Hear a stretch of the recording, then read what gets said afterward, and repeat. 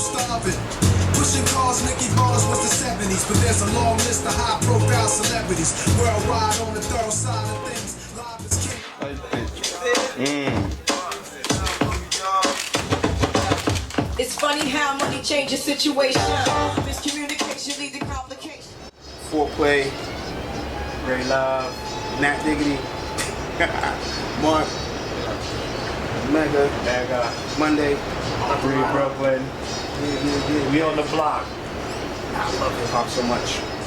You can do so much stuff with it. You can play so many tracks that's like you can go from like dancey, friggin' Dougie Fresh to like friggin' Handy Up. And like, you know what I mean? And all fits together. That's dope. That just talks like the dynamic nature of the fucking people who made hip hop. Yeah. Speaking of black people. Segway. Yeah.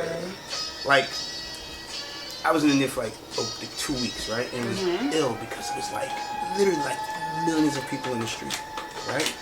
And I was like the only black dude there, and it was ill for everybody to just be walking and like looking and like, what? Don't they stare you down? Yeah, it was, but not like in a creepy way, in like a like what the? They're probably trying to figure out what you were. Yeah, and like I got locks too, so they were like, what? They were coming touching my hand, and I was like, what's this? So what was that experience like for you? It was funny because I was in a couple of towns, but the interesting thing is like I was in this smaller town and there's a lot of kids and they were like, yo miss, you know how they do that. Yo miss, so you speak French? I was like, am I speaking French to you? Do you speak Spanish? I was like, am I speaking Spanish? I said, what do I sound like? So the funny thing is, I was just like, what do I sound like? There's like, you're not American. I was like, why am I not American? And he's like, because your hair is not like Michelle Obama's.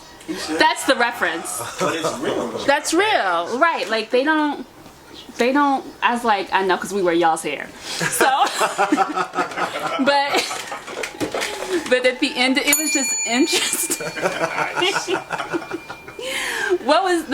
It was so interesting. Like they were really, the men were fascinated by my hair. Like it's like, I want an afro. So they thought I was Jamaican, South African.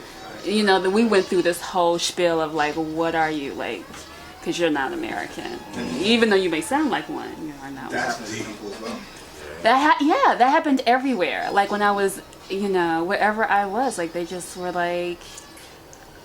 And it's interesting because I'm sure it probably helped you with your process. Because Right. part of letting go of ego is being completely thrown off your center. Right. I was like, we need to do like a hair exchange. Like, we can sell our hair in India. I believe that.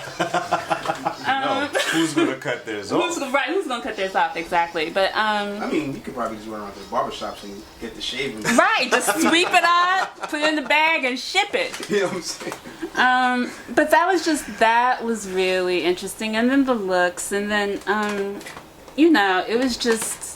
Everybody has a different experience, I think, as a person of color, because they're people of color. You know, I think they forget, you know, and they have their whole issues with whatever and caste system and the color thing, and so it's funny because it's like you feel at home, but then you know you're not at home because you get reminded by certain things. Like, oh yeah, I'm not y'all, even though we may be family. Right.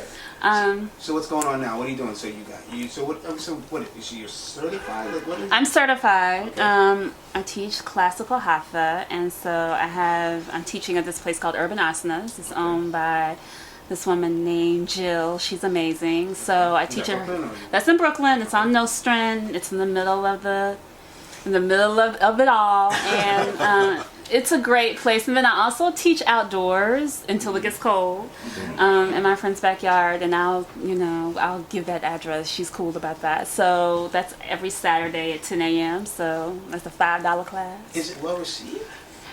You know what? I think slowly it's building, but people, when they take the class, they're like, "Oh my God!" Because I think I'm at the point. I'm the teacher that this is to help you get out of your way, and I think all yoga teachers are that. But sometimes my classes are smaller, so I can I was like, "Do you want to do a headstand?" And they'd be like, And I'm like, let's just see where you go. And then once they do it, they're like, oh, it's like, oh my God, like I never thought I could ever do that. I need to see this headstand. I can't do it today because I got no skirt. Do you get men coming to the I class? do. I got a brother. He got into the he come to the class. He came. He was like 50 years old. Really? Yeah. He's a financial dude, financial brother. He was like, okay, he's like, I've done it against the wall. I've just never done it freestanding. He got up in that mug. He was like, okay, I'm gonna get back at it. I was like, don't fall and break. It's just calm. But people, once they realize they can do it, and I'm not holding them up, Right.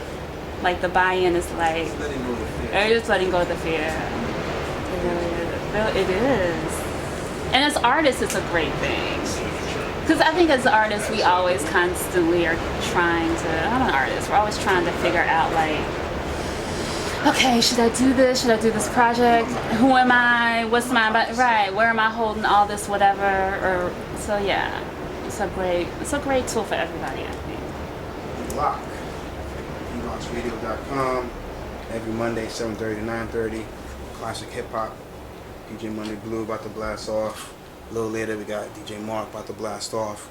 I seen Clean coming in, though. He's probably gonna try and slip a mix in there someplace. But this is still hip hop, and this is still Brooklyn, and this is still dope. Let's go.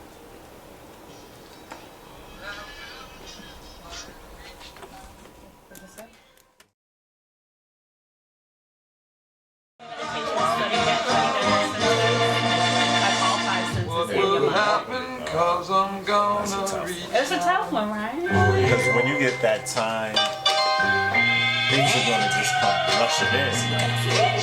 Because you barely have time to think about one thing. And then when you get that moment to sit, everything's going to come rushing in. Right. What's the slamming flavor out this one? I try, like, I tried, but it's What difficult. flavor you? I never had a partner that was Bro, what's up, man? ain't no one but love, only a few. Franklin Grant and yeah, Mark too. I run buck wild for supper with the crew, but then again, I thought you know. Now I hear a voice. Is it what you want? I hope it is, kid. You're the flavor. Block with DJ Monday Blue. Just gave you a little West Coast, a little something to wop your head to for those of you who remember how to do the wop. Oh, Yeah, it was that an old was school my version of the dance. two-step. Yeah. So we're back. Oh, thank you. So we're back here with Sister Natalie, yes, Natalie Cosby, who is telling us about her travels to India, where she got certified. She's teaching Hatha Yoga here in Brooklyn. So I did have a question for you. So yoga here in the West, I feel like people see it as a way to get fit or to just to exercise, but really it's a system of spirituality. Is it not? It's according to what I have learned, it's the path to knowledge and enlightenment. So according to the Vedas, because that's what it's really based on, is the last person that was enlightened was Jesus. So it was 2,000 years ago. So really, they're like, everybody has that path, and that should be everybody's goal in life, and that's what the Indians believe. They don't believe that, and those are the people, like there's 7 masters, and that's how all the religions really came together, because the Vedas is the oldest. It's like 5,000 years old where it's written, but that's been supposedly the philosophy of how all these religions kind of spawned out of where they are today. So it's interesting because they they believe like you shouldn't be collecting things, you should be truthful. It's like basically whatever you believe, the principles in life, that's kind of where we go. But yoga, the whole point of yoga is to get out of your head, to get out of your mind, and to just to shut down the senses and just allow you to basically really tap into your spiritual body, because they believe all of that. The only thing that's real in us is our soul. That's kind of what they believe. Like, this is not real. None of this is real. This is just a shell, and you're going to go to another body if you don't clear out your karma. That's deep. Yeah. Let me ask you this then. So when you teach, right? So when you teach, do you teach some of that knowledge that you know what? It's a lot. Like, it was a lot for me. I was like, oh, Jesus. Wait a minute. You're like, no, Jesus. Right. That's what you're trying to go to. you know, I talk about like just certain principles I think that are important. Like if you're indulging and if there's an indulgence, or if you're like collecting things, and we live in a world where we constantly are buying and shopping and, you know, always like, I need that, I need that fix, I have to have it. You can collect people, you know, and I'm sure a lot of us do. I know I have. Jesus, right? So you know, I talk about those things. Like, you have to simplify it, because I think people get overwhelmed because we're so quickly stimulated and like can go in one ear and out the other. So I may talk about it at the beginning of class or end of class, and sometimes we just sit and have a powwow and talk about it if people want to stay.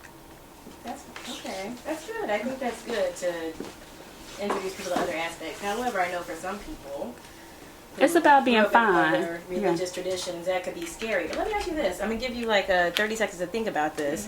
What would be your 3-point plan if you had, like, say you had a campaign, you know, you were best friends with FLOTUS, Michelle Obama, and she's like, Natalie, you know, we're trying to get everybody into yoga.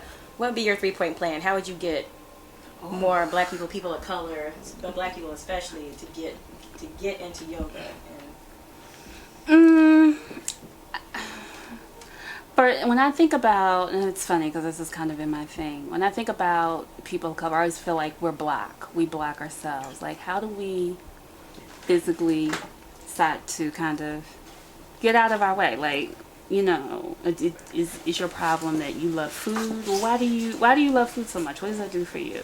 So let's start to do something to it. Let's go back to our childhood. What's the thing? What's the play that you miss? You know, what are the things that you don't, that you're missing? So I think the thing is, it's just, I don't know what the 5-point plan is. I don't know what the 3-point plan is. I haven't fleshed it out, but I think the thing is, it's just, my whole point is just, you know, bringing back it to self-awareness, whatever that is for you, you know. And self-awareness is usually like starting with your body, starting with your mind.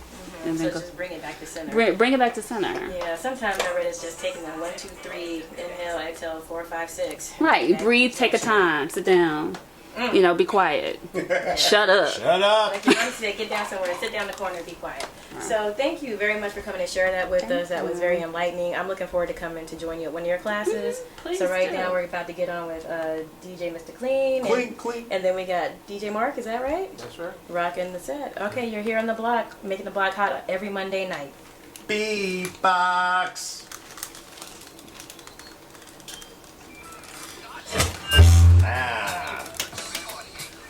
We are retired to claim the year.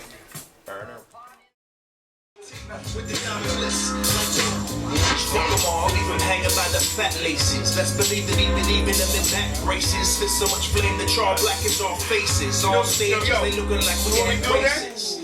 Well, fucking welcome to the Marky Show. I got them swinging to the bar. Alright, man, get on stage, man. In your car until the deco blow. Shit, my bad, Steve, yo. Who's next to flow? Incredible, we dead in the winter decibels. Momentum better than Canada, leave a vegetable. Some maniac who came to react.